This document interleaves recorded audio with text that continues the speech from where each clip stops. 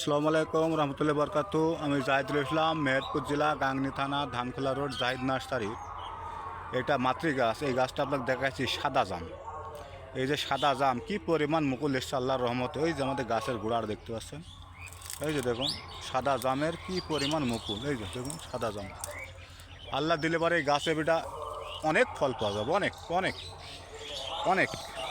তে আমাদের এই চারা আছে, এই চারা যদি আপনারা নেন, স্কিমে দেওয়া নাম্বারে আপনারা যোগাযোগ করতে পারবেন। এই যে দেখেন ফুল ছাড়া কি গাছে আপনারা কিছু দেখতে পাচ্ছেন?